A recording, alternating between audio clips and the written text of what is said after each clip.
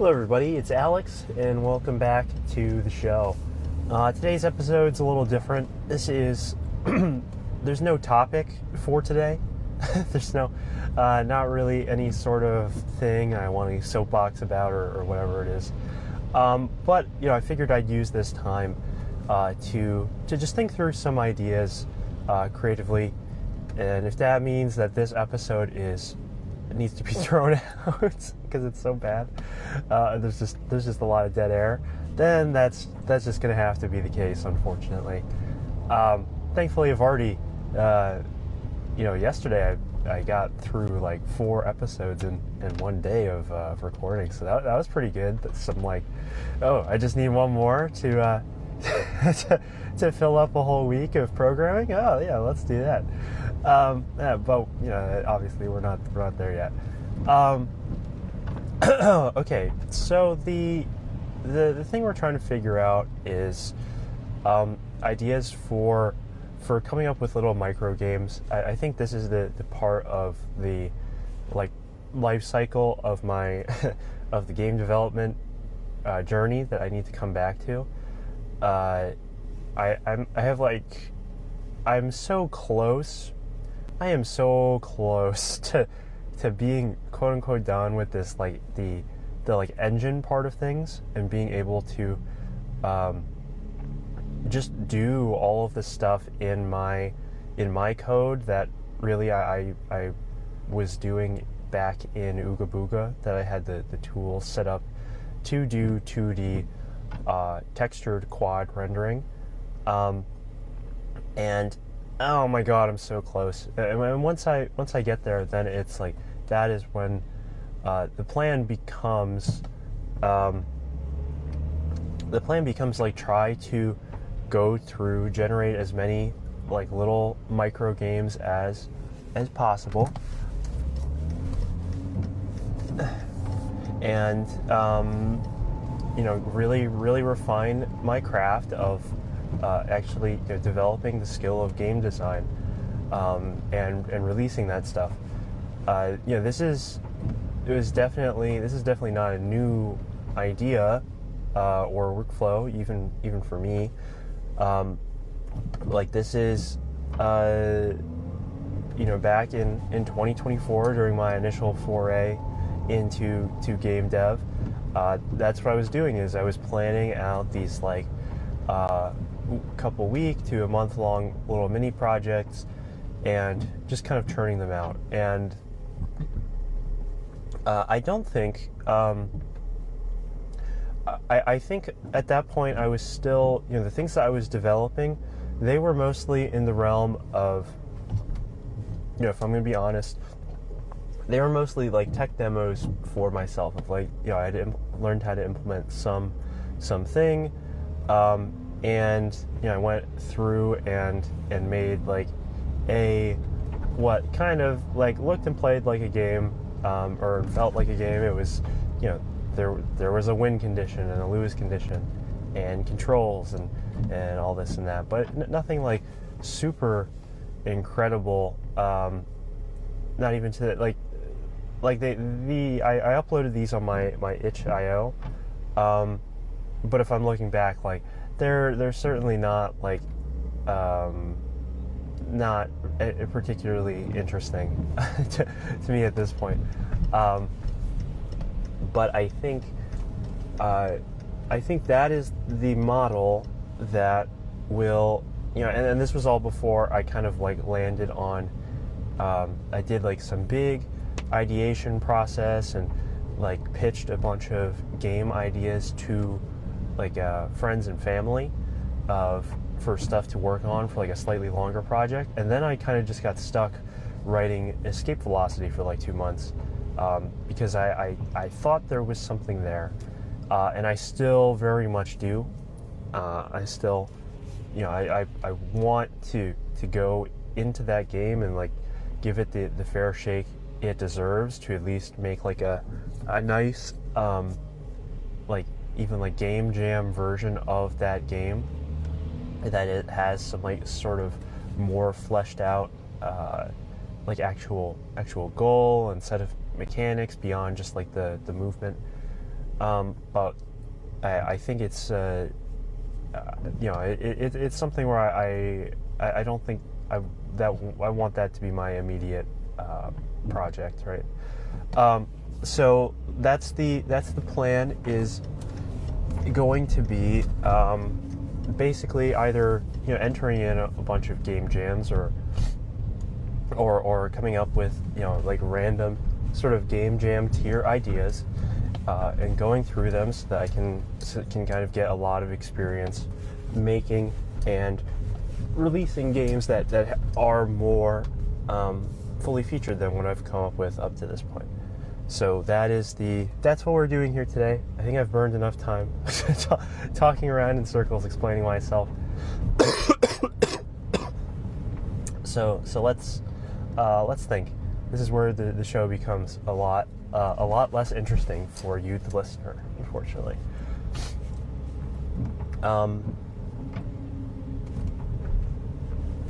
So I think I would like to try my hand at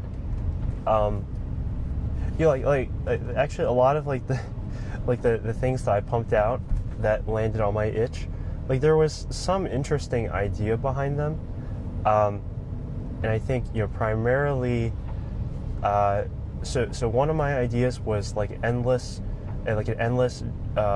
Final Fantasy ATB style like roguelite battler game of like really just lean into what are the strengths and interesting parts of active time battles.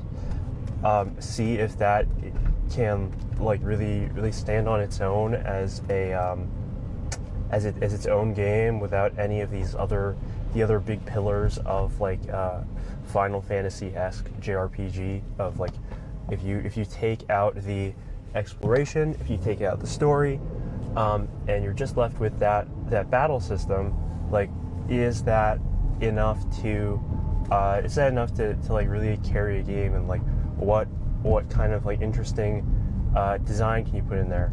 And I think that actually is a pretty I think that's actually a really interesting concept, and I think trying to like design various like enemy behaviors and the progression through some sort of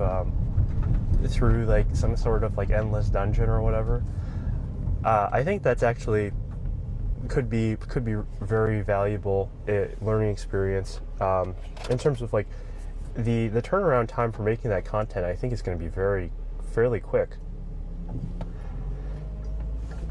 Once I have, and I actually think I had come up with a way to express sort of like a NPC behavior AI. It's like very simple. It's just like a random dice roll and then like a switch statement. It's not anything really complicated in terms of like how to express that. And then you can go in and play those encounters fairly quickly.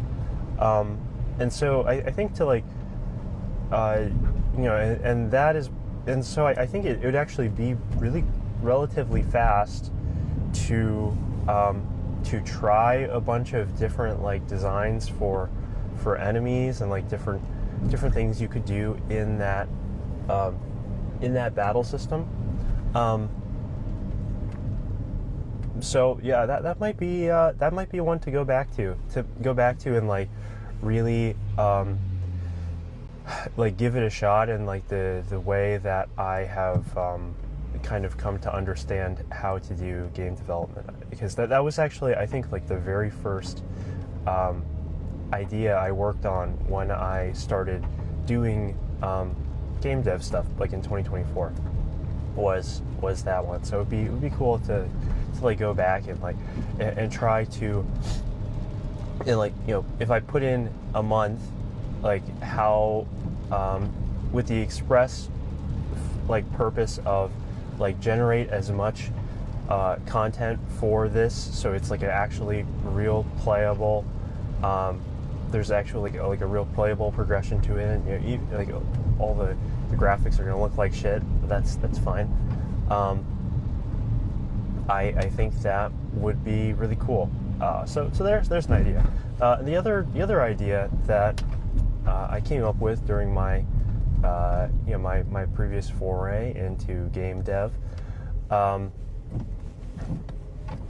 was sort of like a Vampire Survivors type clone, where the idea was to make the terrain traversal more interesting. That idea was a little bit more half-baked. I think I need to like start writing my game ideas back down. Like I used to do this.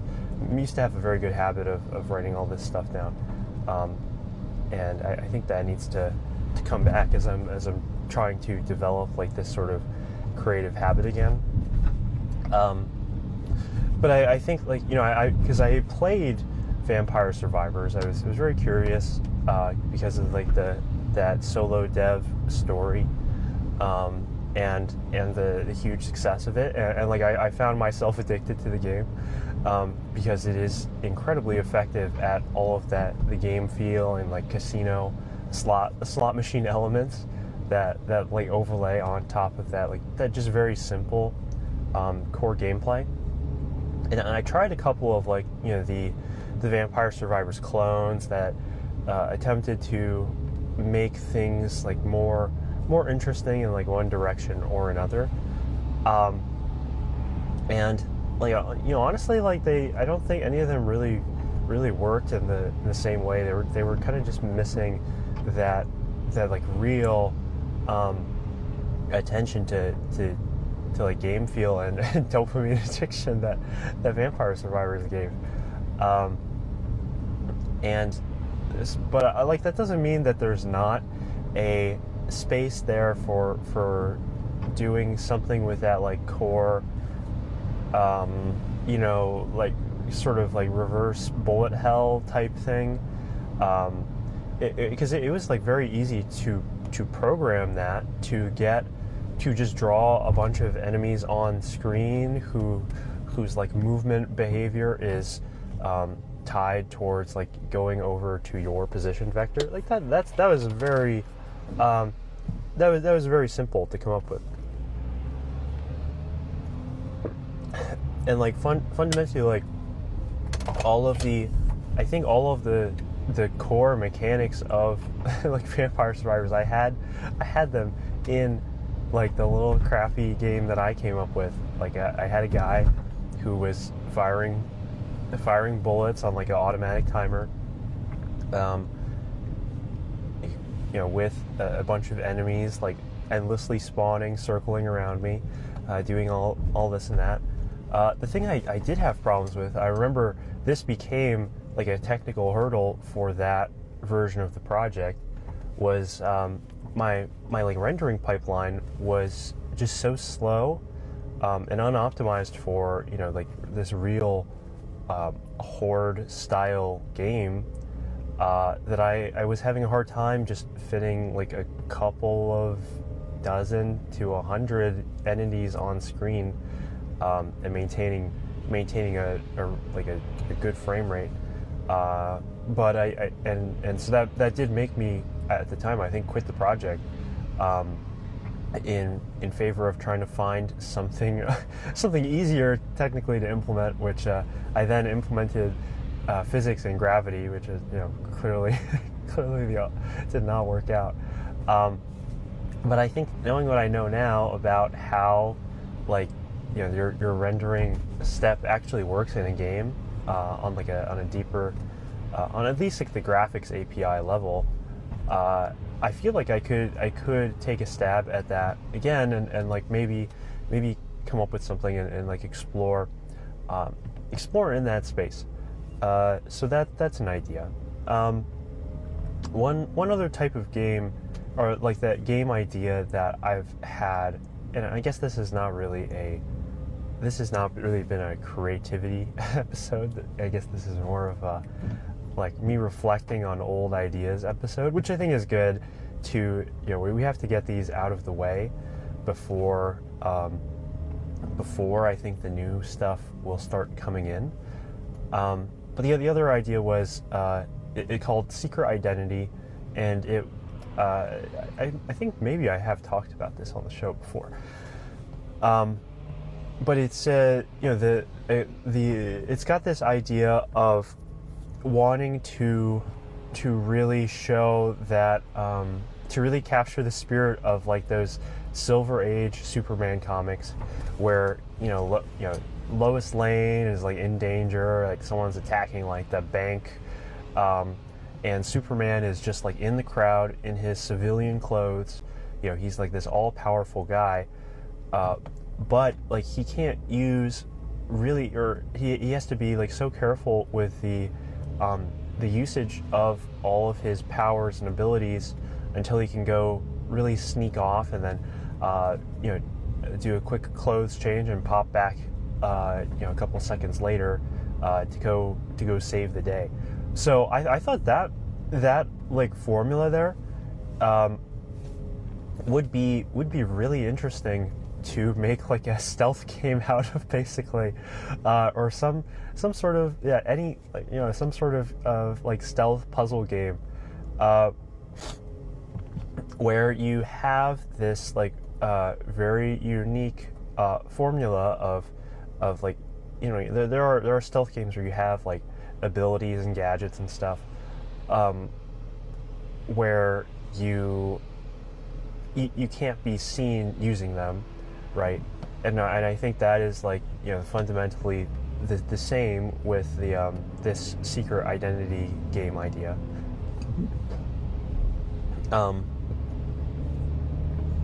But like at some point, like it changes. If you're once you're able to do your outfit change, then you kind of unlock in that level the ability to do all of these things, and maybe like the route you took through the stealth part of the game, of the level, like how quickly you were able to go sneak off, like were you able to use your powers to like sneakily, if like someone's falling off a roof, use your like super breath to go like cushion their fall or something, shit like that. And like you would be graded on like number of civilians injured. The failure would be like actually blowing your secret identity, right? And I think you could come up, or I think I could come up with like an interesting like sort of little stealth sandbox type game from that idea, of at least that first portion of like that the first half of the game very clearly is a stealth game. Is a stealth game where like you like your little gadgets and powers are all superpowers. It's all like Superman abilities, and that could be interesting by itself. But I think like combining that with the then action part of having to save the day based on that level state, and like then you have to kind of earn the ability to act freely with your powers and abilities. I like that could be a really interesting way to solve this problem that I think, this design problem that I think people have had with making superhero games in the past, and that the characters can kind of just like do whatever they want. Their powers in the fiction are just so strong that like the level design is just has to be so compromised in terms of like of meeting that fiction, that you won't really get you never really get to live that fantasy. But this is fundamentally like I think like the secret identity aspect of superhero games is like is just downplayed all the time, and it's just been downplayed in that genre as a whole, of like people seem a lot less interested with the idea of a secret identity, and like especially like the MCU movies and stuff, and like you know, like even in like that the recent James Gunn Superman, where you know it's like the Clark Kent secret identity is like you know, it's never been more flimsy than when it just looks like the same guy who's like making out with the same lady and acts exactly the same in and out of the costume, you know. And I think, you know, like, you know, we don't have to go into a whole discussion about all of that jazz, but I think that is such a unique, interesting part of that genre, that I've never felt like that, that like tension and drama that I feel when reading like a Spider-Man comic, or, you know, again, like one of these Silver Age Superman comics of like, how are these guys gonna like keep their identity secret, prevent like the bad guys from finding out. I've never had that experience in a game. I've like, you know, it's just hasn't been there, and I think that this, just like leaning into that 100%, could be really cool. And maybe even, you know, like one of the things we could do is, you know, like you know, obviously you can have like different levels and stuff, like different like little. I think they would have to be sandbox, like they'd have to be like 2D Hitman levels, I would think, so that you can retry and go about stuff. And like the closest I could think. The closest game I've played to this is called Party Hard, which is a 2D like Hitman type game where you're like a serial killer at a party, and I think you're basically just trying to kill everybody, kill all of the party guests without them figuring it out. And you know, like it's like a little mini sandbox like level design that has all of these like interesting elements to it, and I think that is a really that could be like a good game to base this the mechanics I would want to implement off of, and then you know, you could have like different superheroes with different power sets and stuff, and that could be like a way to mix up the gameplay as well. Like, you know, you have your Superman a character that's going to be able to like fly around, and he's got the heat vision and the strength and the speed and all of this stuff. Maybe you have like a Flash type character where it's like just the speed, and in this like little 2D simulation, we could like lower the simulation speed or something to turn on that like super speed effect. That could be an option. There's something to figure out there. Or you could be like a Spider-Man type, and like you've got like your webs, and you're like can web up bad guys and like stick to walls, and so that would be like a whole different way of traversing the level that only you have access to. So I think like all of these, you know, superhero power sets are very well defined. I think they and make for really interesting ability sets for a video game character. It's just that, you know, it's just being able to capture this part of the fantasy that I think is really interesting. So yeah, there's that idea. Another idea that I had kind of thought about a lot, and I think is, you know, would be really interesting, but probably very hard in terms of like designing a game that actually, you know, works this way, is I forget what I called it, but basically the idea is to make like the Super Smash Brothers of like board games, of like combine the rule sets of, I think I called it like pawns or something like that, but combine like the rule sets of every like popular famous board game, and let you develop out like your, like you start with like a chessboard full of of like pawns, but as they promote, they're not just promoting into queens and knights and stuff. Like you could promote one into like a space marine, like a space like a space marine mini, or you're promoting him into like a checkers piece, or like a Sorry piece, or like a Monopoly hat or something.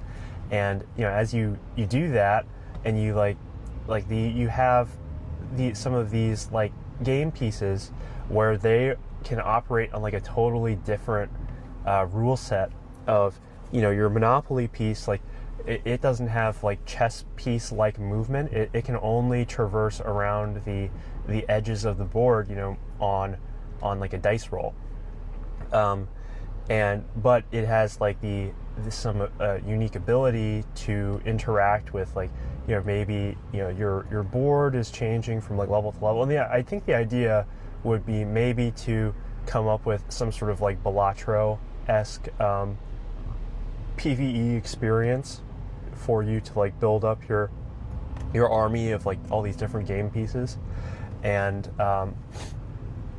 for some kind of like as you go on larger and larger confrontations against computer opponents that have like also like just as crazy board setups of like and like you can combine like not just these board games, but also like card games too. If like you draw from like the chance time cards, and like actually you just pulled like a Blue Eyes White Dragon or something.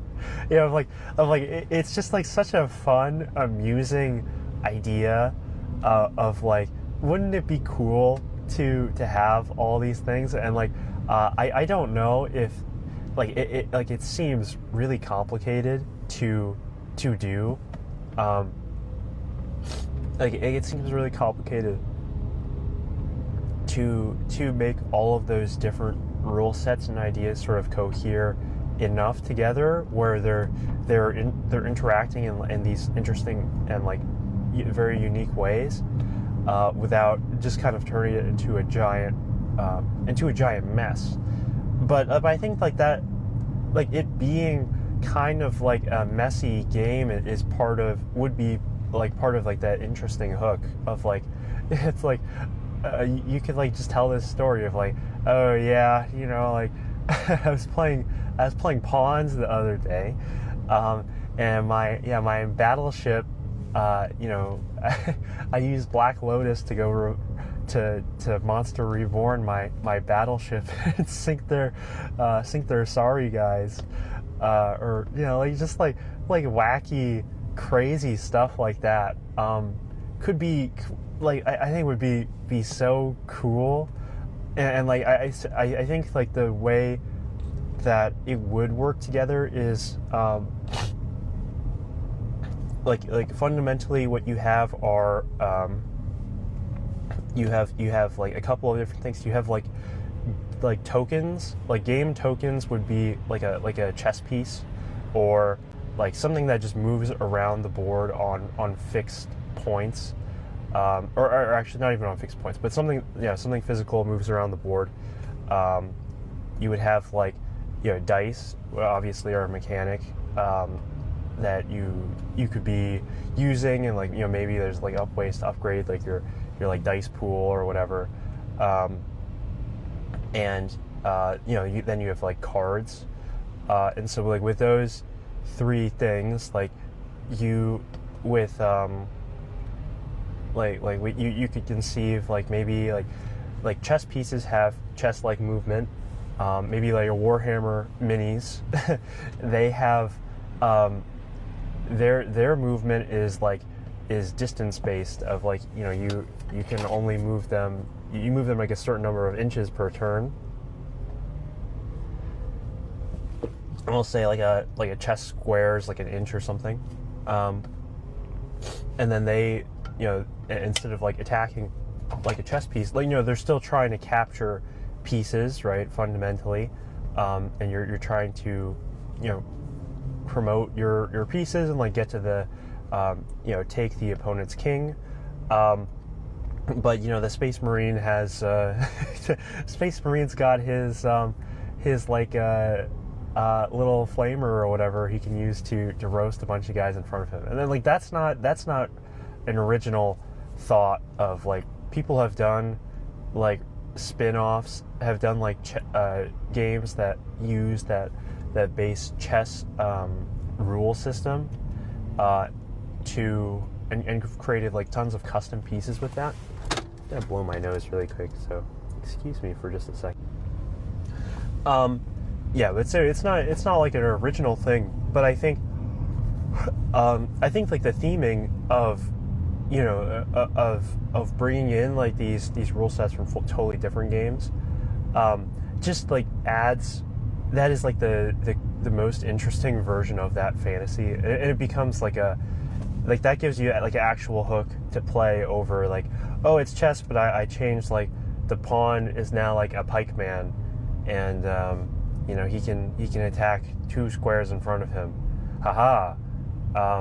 Which like I think it's like you can have there's room for interesting stuff in there, but I think fundamentally the audience that plays chess, which I know very well, I have a lot of experience with them, like they really just like the consistency of that game, and then the history, the fact that it is like a very pure skill expression, and it's learnable, and then like that is like totally not the audience that that this game would be intended for.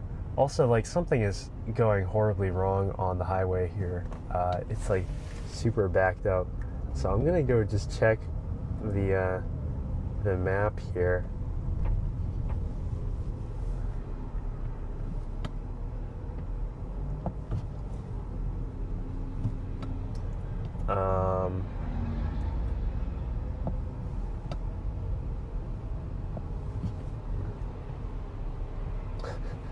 Sorry about this, ladies and gentlemen. Oh Lord, yeah, not looking good today. Something screwed up. Okay. Oh, that's weird. It thinks that I'm 2 different speakers. That is some bizarre stuff. Okay. Okay. But yeah, I think that would be like, yeah, we would be trying to serve like the Balatro crowd with with this type of game, and like, yeah, I think like fundamentally the most important thing is like those different types of game pieces. And so I could think like you could have like a D&D adventurer, and he has like basically king-like movement. He can go any direction, kind of, but like, and but to like attack, he's got to make to hit rolls and damage rolls, and that has to work with like chess pieces, where chess pieces have like, are going to have like much more limited, strictly defined movement options, but they, fundamentally, like they are always going to be strong enough where they're going to capture another piece in one hit. They don't have that inconsistency. But like, it's stuff like that. Like I think that there's a ton of like interesting designs in there of like trying to cobble together that rule set, and like that like set of limitations per piece. The thing that like made me never actually go ahead and try this idea out and try to implement it was I had this like fear of that creating like the AI opponents for this game would just be like so extraordinarily difficult, that like I kind of just didn't want to even try. But I like, honestly, like having like played more of these like PvE experiences with of like of rule sets like this, like I think typically like how like enemy AI, or even just like in games in general, is balanced is that it's always really stupid. Enemy AI is never like good. It's never fantastic, but it makes up for it by having some sort of like unique advantages over the player, and that where you have to overcome like their advantage, and it feels good. Like maybe they have some sort of level or stat advantage. They've got like way more health, or they can survive like way higher number of hits than you, or there's like a time limit. They're working with some like better information, and so like I actually don't think I think I may have like really overestimated the difficulty of producing the enemy behavior for that, because it's like it's fundamentally going to be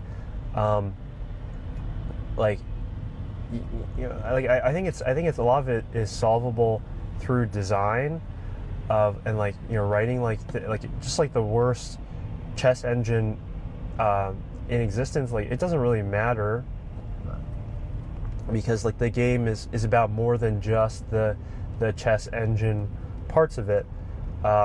It is about like that wackiness and that like huge accumulation of rules and ideas that you would get as you progress along that game. So that's Pawns.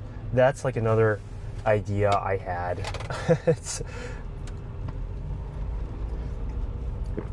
That I think is interesting. I don't know if it's like and here's where like I think this muscle needs to improve. The ideation muscle is I need to, as I go and make some of these ideas, it's going to be important to figure out to get like a better sense for how much effort I think they actually will take to produce something, of like how huge an idea it is, because like for Pawns, like I think that fundamentally like that idea is like is going to require a lot of work, and maybe it's not like as hard as I had initially thought it would have been. It's probably more hard on the design to just get everything working together, but it's like I would have to go design that generic that like base system of like how you get all of these different types of game pieces, that the progression of like the some like enemy opponents, and like design those encounters, and that is like kind of like an unknown, and there's just like just a lot of different pieces there of like how do you like keep it super interesting, and like how does the actual progression like in a like a run, because we're assuming this is like a Balatro type game where you go through like a gauntlet of like guys, and you're promoting through. How do you handle the progression, adding different pieces? Like what is the ending condition of the run? And like what are all the pieces that are like that are fun that you like can add to that and do things with? So I my sense is that is actually a lot of work to do that game still.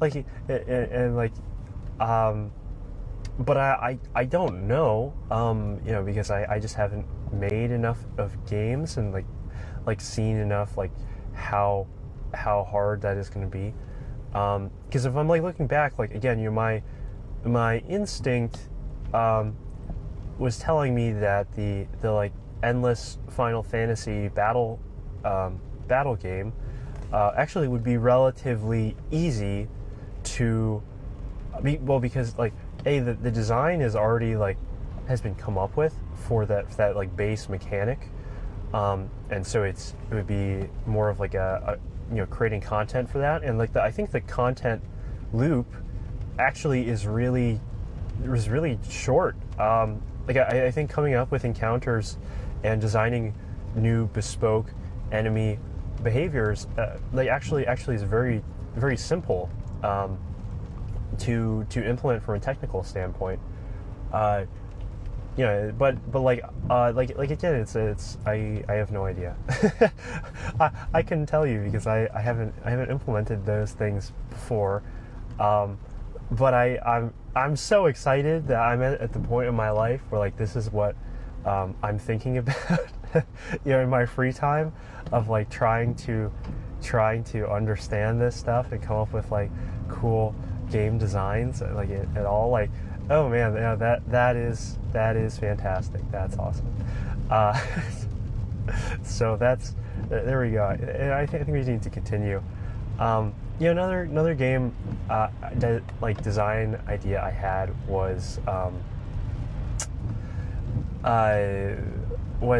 like, what if like I made like a sort of like Theseus Minotaur labyrinth type game of like, you had some sort of like Binding of Isaac, and basically like this was like one of my very earliest game ideas, so I think it's actually really bad, but it was like a sort of like Binding of Isaac type thing where you're in the labyrinth with the Minotaur, and you're kind of like sneaking around trying to find upgrades and weapons and like the different levels of the labyrinth, but this big Minotaur is chasing you the whole time, and I implemented like some version of that before. There's some mechanic with like Theseus's spool of magic thread that he has that kind of like lights up his trail behind him, and all some stuff like that. But I think like as I've learned a little bit more, like I don't know, I guess there was just not enough like interesting about the idea, and like I generated random mazes. So actually that was pretty cool because I was able to. That's like my first foray into procedural level design was implementing someone's like depth first search algorithm that generated a maze. So that actually was pretty cool. Even if it's like not anything that was fun or interesting to play, like I did that, and I created like a little AI Minotaur that or CPU controlled Minotaur that had like some behavior to like go walk around the level and try to stalk you and stuff, and the behavior programming on that thing was like horrendous. He would just get stuck in corners all the time. He like didn't really have any. This was like a week or two project, but it's like it was a good experience, and like at least seeing that stuff of like that is how you do it. That's how you generate a random level, and it's it obviously gets more complicated than that, but that's it, and but like I couldn't figure out because it was like a little game where it was also like the very first time I had experimented with shaders too. Now, I really did not know what I was doing with shaders at the time, but I think I have like a much better grasp now. But it was basically just like Pac-Man, but in like this like dark filter over everything, so it's like you can't really see, because I was just trying to get like that effect working. I shipped like a version of this like little tech demo with that effect, and it's basically you're just like running around a maze. You're looking for like the power pellet, which is it's like a sword or something, right?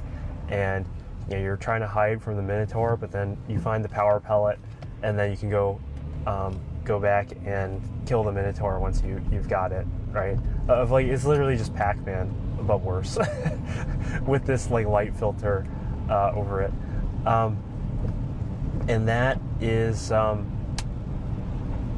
that is a game, and I think maybe there's like bits and pieces of like something interesting. I started like thinking of because I think in my early game dev days too, I hadn't really played enough like other indie games, and I still haven't. I still have so many games that I want to go try and like get stuff out of. But I was almost wholly going off of like my childhood experiences of playing The Binding of Isaac and thinking of like, oh yeah, every 2 levels you're gonna have like a new biome like Binding of Isaac, and we're gonna throw in like a cool boss at the end of each floor, like Binding of Isaac. And one can be like Daedalus or something. Another one's gonna be like King Minos, right? And you're gonna like go down to the bottom of the maze and fight that guy, and fight the Minotaur. And yeah, I don't know. It just like wasn't. I don't think the idea was like really strong enough, and I think that's kind of why I dipped out of that project. And also, I didn't understand shaders. I didn't understand what was going on with shaders, which was a problem.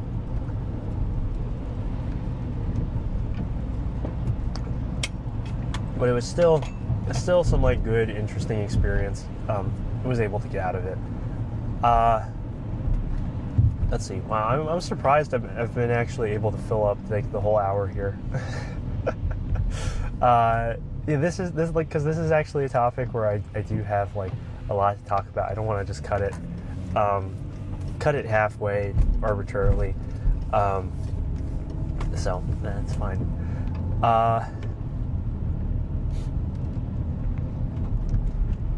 But yeah, I could conceive of like a Hades Binding of Isaac style game that where the big difference would be the Minotaur that's stalking you the whole time. It would be Binding of Isaac with wandering monsters, or at least one wandering monster that like will make you shit your britches whenever you see him. Like that's the idea. Is like that fundamentally guy has to be so powerful and scary that you if you encounter him anytime in the early game, you must run, and you must learn how to like deal with his AI, and bait him into charges, or like sneak past him, or you will die. But as you go along, you can come up with ways. You come up with more effective ways of dealing with that. And so I think that like that idea that actually sounds pretty cool. Because it's and I think I'm going back. I'm remembering I think I played Hades, and I played some of Alien Isolation to get inspiration for this game as well, because that game does a great job of implementing the super scary monster in a stealth game and making them really selling the alien as as a threat, as something you're trying to stay away from, even as you go do your level exploration stuff. That made things interesting,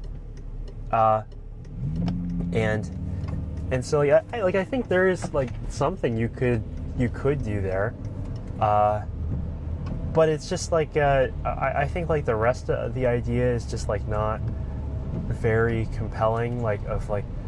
Okay, it's just it's another action roguelike dungeon crawler type thing that is based off of Greek mythology, and you're who the fuck is going to ever play this game? Who the hell would ever be interested in this idea when I'm competing against I've picked my competition to be the most successful indie roguelikes of all time. with a direct competition. And so like, yeah, that's also like that factors in to the ideation process for sure of like, is this like a game that has any possible chance of like working out commercially, or of like, would someone be interested in it? And I think with that one, it seems like a really hard sell, just because of like the saturation of that market, and the fact that like, I'm just like, I don't know, there's just not enough I was able to think of to wrap in there to make it really stand out. But who knows? Maybe that is something like to go try again.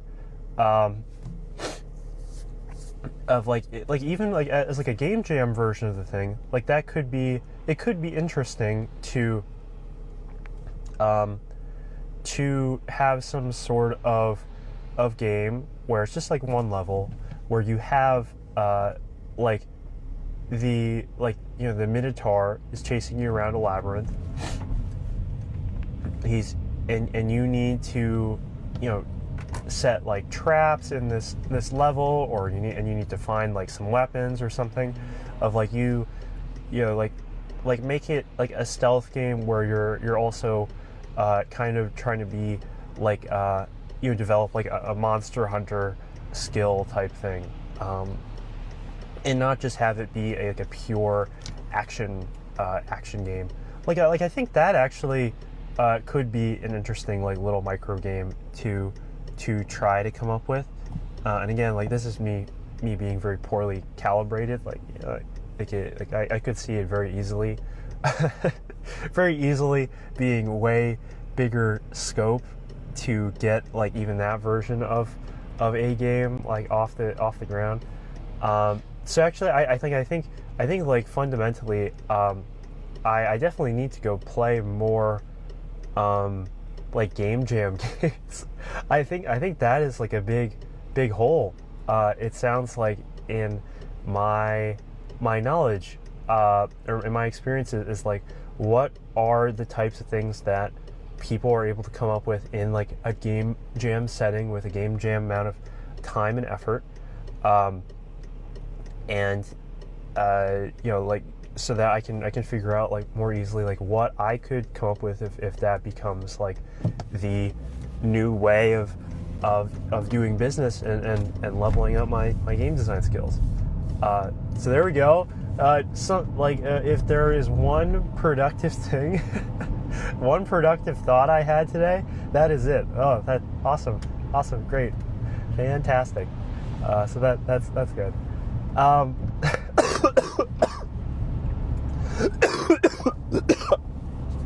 Excuse me.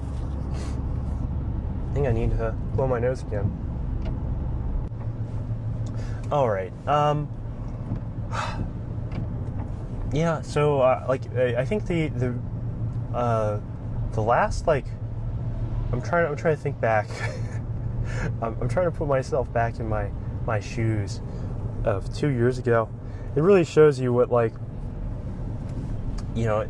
like stopping and starting has just such a huge just such a huge penalty on coming up with like these ideas and like going through with stuff, and so that's that's why I am orienting my life toward not stopping anymore, of like, this is the thing that I think about now, and because I don't have any other real worries, or like, I've solved a lot of like my immediate problems with like quality of life and stuff. So this is like the perfect time where things as they are right now are perfectly suited to this creative enterprise here. It's funny. I actually just watched my beautiful fiance and I. We just watched like the episode of The Simpsons where like Homer quits his job because he finally is out of debt, and then he like does his dream job of like working at the bowling alley. He's like, I want things to just stay the way they are for the rest of time, and then he gets Marge pregnant with the baby Maggie, and then it comes like all crashing down. But then as soon as he like sees the baby and like meets her, that's like the do it for her episode where he just like covers his desk with pictures of the baby. And yeah, so right now I'm not there. We're not trying to insinuate anything. but like, you know, I would be that Homer Simpson working at his dream job at the bowling alley right now. That would be me. So I'm trying to take full advantage of that while I can. Okay. Yeah, but like, so like I think in 2024 I'd come up with like a ton of ideas, and I think like the 5 very best ones are the ones that I've like described today in today's episode. And the only one we haven't really covered is like escape velocity, which originally was conceived as more of like a Happy Wheels or Kerbal Space Program type thing, where your main concern is like maybe you're creating a land vehicle that goes fast enough around a planetoid to build enough a speed to achieve escape velocity and like leave the planet. Or yeah, you're doing something like that, and then you know, you're graded on like your speed and like material efficiency, like and how well you were able to do at like escaping the planet, of have it be lean more into like be like more like a you know, Flash or arcade game, with that sort of like core idea. But then it kind of just like, you know, as soon as I implemented like the gravity mechanic, I just kind of fell in love with that, and that's kind of the direction things went in. But you know, oh well. I think I've spent enough time talking about that game like online too, but like and it's something that like definitely I want to give that game a fair shake and really make it work. But it's just like because there's something about it that is so compelling. But I think I need to work on other projects first to work on those so I can make some more forward progress on those design skills, rather than just kind of like you know, spinning my wheels on this thing. I hope you can still hear me okay. The rain has gotten like pretty bad on the highway here, so I hope it's not like ridiculously loud. We'll see. This is why I invested the money into a good microphone, is to hopefully save myself some audio engineering work at the end of the day here, but you know, who knows if that's going to work out. But yeah, I'm trying to think of like, what were the other really like good ideas I had, or ideas that I were more fleshed out that I saw as like as really having potential.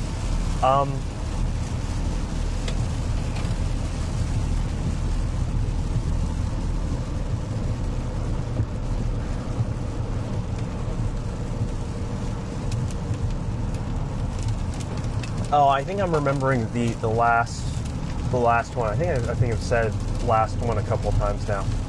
Let's see. So there was escape velocity. There was pawns.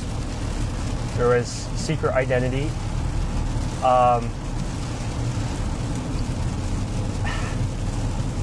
There's this game that I'm about to talk about, and I forget which was the last of like the 5. It wasn't maybe it was I think it was the Vampire Survivors one. Was like my 5th idea I pitched to friends and family, of like of making movement more interesting. But unfortunately, that one really didn't land. It's like I pitched it to too many people that did not know what Vampire Survivors was. But I think like the pitch was like that you're a vampire, just like flip it on its head. You're a vampire and you're trying to avoid like the lights, like disco lights or something. Like that was what I could come up with of how to make the movement and terrain more interesting was create this like dynamic sort of like light source that's showing up all over that creates these like death zones on the map very dynamically. But yeah, I think that was probably my worst idea. well, actually, this one might be the worst. So the last of like these 5 pitch ideas that I came up with was it was basically like a Papers, Please where you are in charge. You're like in charge of like the like some sort of like state news station, and you are supposed to be generating propaganda and like covering the news in like some specific way to like align with your state controlled your state controlled like narratives and media strategy, right? And I like because that was like definitely a topic I was very interested in at the time in real life of that how that propaganda sort of works, and I think actually like maybe there's, but it just wasn't like really a game idea. If I didn't have anything good concrete in mind for like what are the actual mechanics behind that you do, like maybe it's you have a bunch of like TV stations in front of you, and you're like turning off and on programming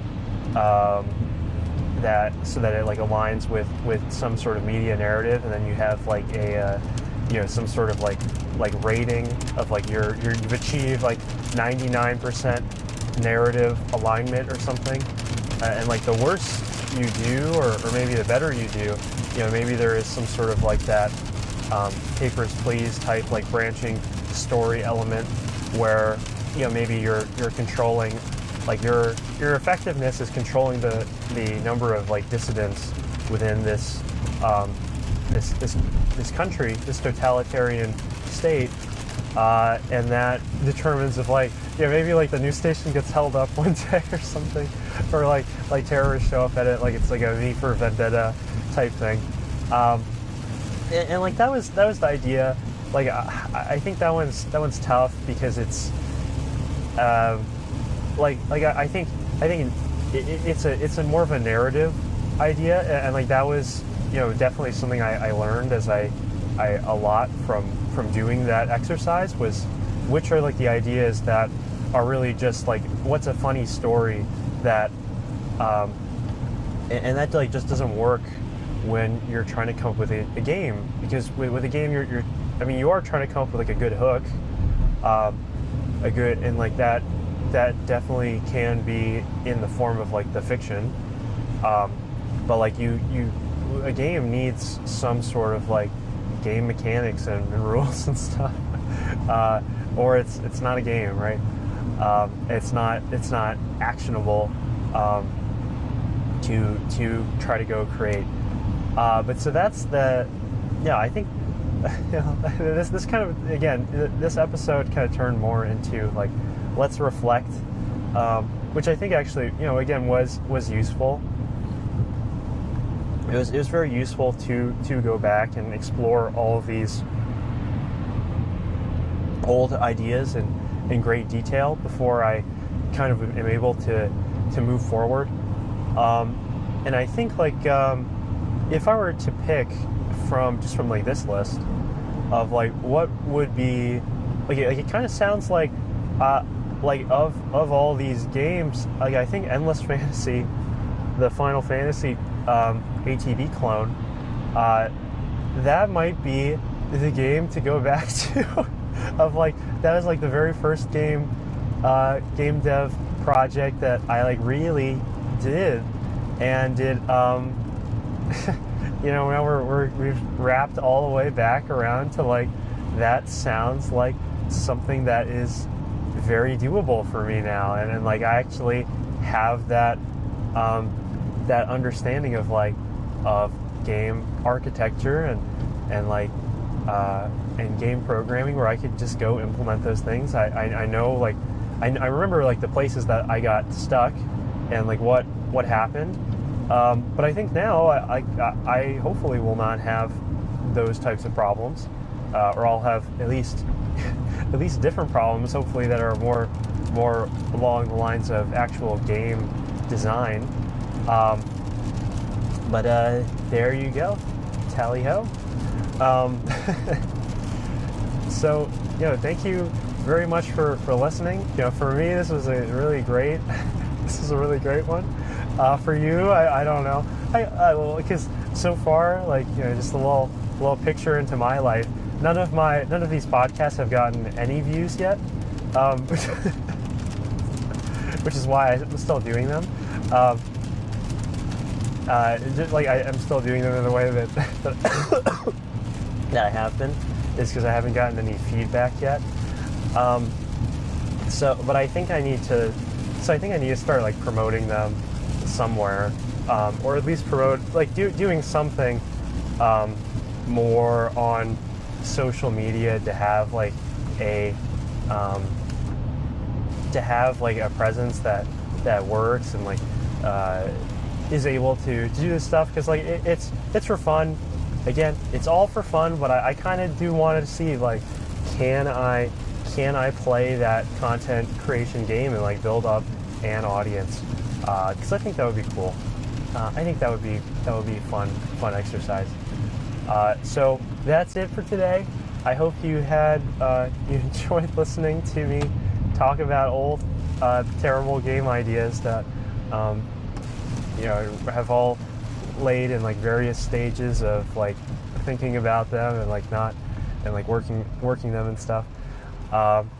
If you have any feedback on those ideas, if there's like one that just like stood out to you as, whoa, like I would love to play Pawns, and like I think of them, like Pawns was the I think Pawns and Escape Velocity maybe were the ones that did get the best reception.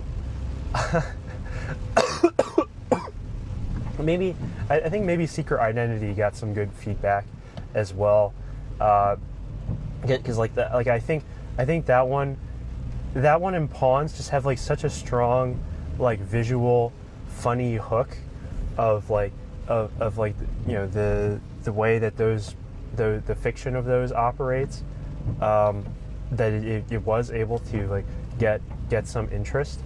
But yeah, I don't know if there's one that really makes you interested, excited to play, drop a message in the comments, and that will certainly factor into if which of these end up getting made or like worked on at all.